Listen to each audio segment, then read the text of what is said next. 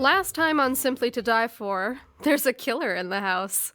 First, our lovely singer, Miss Belle Tone, stumbled across the body of Dr. Jameson in the office, strangled and very, very dead. After lots of questions were asked, Tom Collins, the resident brewer, found the body of Terry Bull, the mayor's wife, at the bottom of the stairs. But what happened? And will there be more deaths?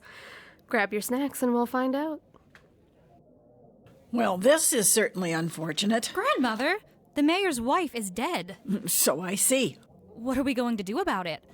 Well, we're going to start with something... Day? May, what's this your man's telling me about Terry? She fell? Mayor Bull, it seems there's been an unfortunate accident. Mrs. Bull has, well, she's, Oh, God! Terry! She's dead. Yes, it seems so. What happened? I found her when I was coming downstairs. Looks like she tripped and fell. Christ. She was so angry at me. And that's the last thing we'll say to each other. Angry? Hush, Sonia. Terry didn't like it Terry didn't like that I was getting into a debate with Mr. Goodman. She didn't like it when I did that. What would you like us to do, Mr. Mayor? Why don't we place her in your office with the doctor? Yeah, that would be good. Collins, fetch someone to help you. Maybe that dandy man? Yes, ma'am. What will we tell the others? They'll notice she's not around. You can tell our guests, Sonia. You always say that you want more responsibilities. Yes, Grandmother. You don't seem too torn up about this, Eddie. We both knew our marriage wasn't good. I never wished death on Terry, but it was a marriage for mutual gains. We hadn't spoken outside of public view in almost 15 years, since the kids moved out. Well, I'm sorry to hear that. Don't be. I can stop pretending. Enjoy myself more and do some things for me now. Like you weren't already doing that? I don't have to keep my dalliances in the closet now. Goodness knows that would be nice, instead of sneaking around my own damn house. Well, I hope that doesn't ruin your run for Congress. If it does, I'll survive. That was always Terry's thing more than my own. She always was politically minded. That she was. Upstairs, things aren't much better. What do you mean Mrs. Bull's dead? Well, there's been an accident. She fell down the stairs. How do you know? What if she was murdered too? There's no reason to think she was murdered. She just fell. It's an unfortunate accident. Accident my ass. Goodness. I know it's a bit of a shock. A shock? A shock? Finding out your favorite stockings have a run is a shock. This is a nightmare. A horror house that's going to get us all killed. And you're just letting it happen. What's next, my brother? Or worse, me? How can you all be so calm? Anita! Don't you start with me, Mary. These people have welcomed murderers into their home. Of course people are going to end up dead. I don't want to be one of them. No one cares if it's just some little doctor in town that no one really knows. But now it's the mayor's wife. Who will it be next? Miss Goodman, I assure you that we are taking all of the necessary precautions. But it really just looks like Mrs. Bull tripped and fell. No need to worry about anything like that. I have a hard time even trying to figure out who would want her dead. Now, why don't we all relax? I'll see about bringing up more refreshments soon. She really is quite calm about everything. Miss Sonny might just be good at being a leader in the future. Well, after having to spend some time calming the guests, May and Sonny gather together at the edge of the parlor, keeping careful eyes on their guests. Louie! Louie, I want to go home. I don't like it. What if they try to bump me off next? Why would anyone want to kill you? I can think of a few reasons. They always go after the famous pretty girl. So then you'll have a tragic story. Yes, but I won't be around to enjoy any of the fame from it. Sorry, doll, but I don't think we'll be leaving anytime soon. Why not? When Belle and I pulled up, a tree came down on the drive. Louie! Calm down, Vera. It's fine. Nothing gonna happen to any of us. Nothing will happen to you. No one would kill a guy like you. I'm just a poor actress who can't do anything to protect herself. What am I gonna do? You'll just stay here and not cause a fuss. I'm not fussing. I'm scared. Louie, what if I'm next? Then maybe we'll get some peace and quiet. Shut it, Chippy! Oh, damn. I'm not the one who's been on and off the same man for the last few years, chickadee. Don't think that just because I'm in music that I don't know all about you. Does your boy? Or shall I tell him what you've been up to? That might ruin your ticket to the good life, right? I never... Vera, cut it out. Vera. You're gonna let that little tramp talk to me like that? Don't start the fight if you can't handle it, chickadee. She's got a point, Vera. You threw the first punch. But... No buts. In my line of business, you don't throw the first punch unless you can handle the returning one. But that's what I've got you for. Oh, I'm not dumb enough to get between two cats with their claws out. Ugh, fine. Then I want a drink and some better company. All right, I'll see you around. Why do you keep bringing her around? I know you don't like her. Yeah, she's not too bad. At least she's not a boring flat tire. Besides, I haven't been able to lure you away from your man yet. I'm just pining over here for you. You're gonna have to do a whole lot better than that to get my bell away. Besides, I like where I'm at. Skip lets me have total control over the music at Over and Down. Why would I give that up and having the best pianist in town? I mean, look at all those long, talented fingers. Aw. And why would I let you go, Bearcat? Oh, you two are too much. I don't know what we do without your club. Get into a whole lot more trouble? Oh, ain't that the truth? Dover, can I borrow you for a moment? Collins, right? What for? Mrs. Day wants to move Mrs. Bull to her office. I could use some help. What, so you figured you'd just ask the black man? Bell? No, it's not fair. I'm just doing what I was asked, miss. I'm sure. Stop, Lil B. I can help, as long as I don't crush my fingers. What about Rick? What about him? Take Rick. He's, used to assisting with this type of work. Then we don't have to worry about Mr. Dover's hands. Besides, Miss Tone here has been clinging to him since we first heard about Mrs. Bull. I'm sure she'd much rather stay with her companion right now, to calm her nerves. O'Shea! Yeah? Can you help Collins here with Mrs. Bull? Only if we get a nip wobble down there. Not a problem. Hey, lass, I'm gonna go down and help Day's man. Need me to come too? Sure. Can grab a drink with us when we're done. Good. Between Vera's voice and Anita's wailing, I need a drink. There, all set. And I'll continue to see if I can lure this lovely lady away from Mr. Dover for the evening. You best hope you're not too successful. Come on, we's heading down the back stairs. I wonder if they'll grab me a drink while they're down there. Anyway, it doesn't take too long to move the definitely dead Mrs. Bull and her purse, carried by Robin, who is also making sure that the woman's skirt stays down. Mrs. Bull is laid on the sofa in May's office, with the group carefully stepping over the body of the doctor. 2 down. Wonder how many more will be in here by the end of the night. I don't know, but I need a drink after all that heavy lifting. And before we head back to that crowd? Aye, please. I don't think I can stand being around Anita or Vera. Why does your man like that woman? Her voice Is like nails on a chalkboard? We don't know. He can't stand her voice either. She must be a good lay or something. It's always the girls like that whose are the most high maintenance. Your Miss Day, is she the same?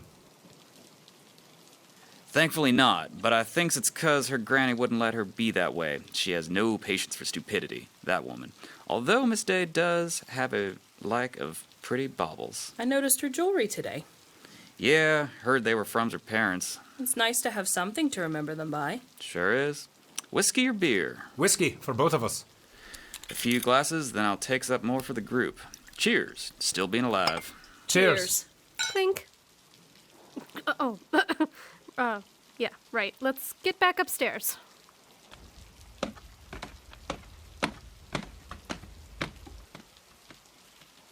Mrs. Day? Oh, poor little Millie. I do like her. Where have you been, girl? I'm sorry, ma'am. I was helping Miss Goodman. She's in a bit of a state. I'm sure she is. What is it, Millie? Were you able to get through to the police? Well, that's just it, ma'am. The phone's dead. What do you mean it's dead? I can't get through. Someone picked up and then there was nothing. I'm guessing the storm blew out the lines. Guessing? Why don't we go and talk to Mr. Goodman? He runs the telephone company, after all. I'm sure he can tell us what's happened. Of course, but why didn't you tell me this immediately? I'm sorry, ma'am. Miss Goodman was just a bit hysterical. I was trying to calm her down so she didn't faint. I thought that... Well, that's exactly the problem. You thought. Your job isn't to think, it's to do. Yes, ma'am. I'm sorry, ma'am. Now, we need some food and drinks taken to our guests. Do you think you can handle that? Yes, ma'am. Right away. You don't have to be so mean to her. You have to be firm with your staff or they'll walk all over you. It's the same with the gang. If you don't toughen up, you'll get stabbed in the back. I think I'm a pretty good judge of character. Surely we don't always have to be cruel to those who work for us. Well, the only way to get people to do everything you say is to make sure that they fear what you'll do if they don't. That sounds like an awfully lonely way to live. Oh, yes, my dear, it can be. But it's how you keep hold of power, especially in this line of work, and even more especially as a woman. Best you learn that now while I'm still here, rather than later when someone has pulled a gun on you. You only understand that I'm tough on you because I know you can do this, and you can do it well. I understand that, Grandmother. Well, good. Then we'll go see to our guests. I take it everything is all right? Well, yes. They were in a bit of a shock, but overall it seems like they took the news in stride. And what was this about Miss Goodman? She seems to think there's a killer in our midst. Well, it wouldn't surprise me. And honestly, I think it's Scannon. Maybe if he'd gone after Dr. Jameson. But what gain would he have with Mrs. Bull? I don't know, but I don't trust him. You stay away from him and his cronies. Mark my word, it's him who's behind all this. I'll be careful, Grandmother. As long as you are, too. I don't know what I'd do without you. You'll survive. That's what we day women do. We survive. Well, that certainly sounds ominous. The Days finally join the rest of their guests in the parlor. The whole group is back upstairs, with the exception of Millie, who's been fetching more food. So I heard the phones are out. How do you know that? I have my way, sunshine. Were you necking with Millie? Nah, she's not really my type of doll. Oh, yes, she's much too soft-spoken for you. Something like that.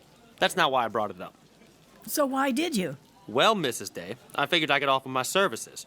Mr. Dover and I were just talking about that tree that's down. Figured maybe a few of us could go out and take a look, see if it would be moved or something. I was actually going to have Mr. Goodman take a look at the phone line and see if he could repair it to call out. Me, Mrs. Day? Well, you are the owner of the telephone company, correct? I am. But I'm afraid my knowledge of actually fixing telephone lines is rather limited. However, I do have knowledge of felling trees. Perhaps I can help you, Mr. Scannon. The more help, the better. Oh, but Mr. Gannon, Perhaps I can recommend Robin to go look at the phone. She has a knack for all this new technology. I don't know if she'd be able to help, but it can't hurt to look. Robin. Yes? Take a look at the phone lines outside. While Mr. Dover, Mr. Goodman, and I go see about that tree down across the drive. I suppose so. Yes. So one of your cronies can snoop around my home? If you don't trust them, perhaps you could send someone with her. Your maid would know where the wires are, yes? Well, yes, I suppose she would be the only one here who might know. Usually our groundskeeper takes care of these things, but he's gone for the weekend visiting his family. Well, then that settles it. Miss Hyde here can go outside with your maid's assistance. I trust there's no problem with that. Oh, no, I suppose not. I believe she was fetching more food from the kitchen. I'm sure you could find her there. I'll find her and we'll see to it. Well then, let's grab some coats and see if we can find a way around this tree. Armed with flashlights and coats with collars pulled up to protect them from the rain, Lew Scannon, Skip Dover, and Noah Goodman all head out into the storm. Damn, I swear the rain's coming at us sideways. I don't know if we'll be able to move anything with how strong this storm is. Then let's make it quick and get back to the warmth of the house. Perhaps there will be something there to warm us all up. I wouldn't say no to a hot toddy when this is all over. I'd be happy with anything hot. Say that again. Look, here's the tree. Oh. Damn. Yeah. I don't think we're moving that one easily. If you haven't guessed it by now, the tree is huge. Like, really big. Big as a damn redwood or something. Let's look around it first. Maybe there's a way we could cut back some branches, at least for a path to get out. That sounds good. I'll head down towards the roofs. I'll head the opposite way. Mr. Dover, why don't you take a look around here? Sometimes the trunks crack. We might be able to get through if it did. I may be a pianist now, but I grew up on a farm. I know what I'm looking for. Good. Meet back here? Sounds good. All three men start inspecting their respective parts of the tree, slowly walking up and down it, flashlights lighting up small areas. Skip finishes first, although he spies a space between some branches, just large enough for him to fit. Maybe I can get over it. Or at least for a look.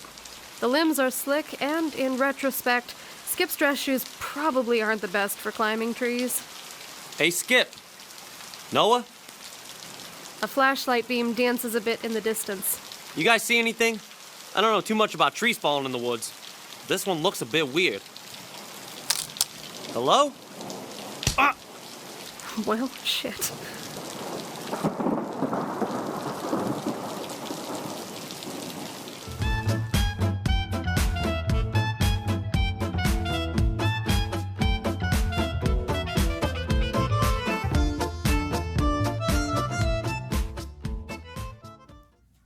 You've been listening to Simply to Die For by Roving Rogue Productions. This podcast was created thanks to grants from Arts and Stark, the County Arts Council, and recorded in Massillon, Ohio. Simply to Die For was written by C.J. Corl and directed by Chuck Bonakoski. Audio engineering by Nicholas Nonno. Be sure to follow and subscribe to Simply to Die For on all your favorite podcast platforms. Follow Roving Rogue Productions on social media at Roving Rogue Pro for updates on the show and other Rogues projects. For all other virtual and in-person events, transcripts, and how to support us, visit us at rovingroguespro.weebly.com. Thanks for listening.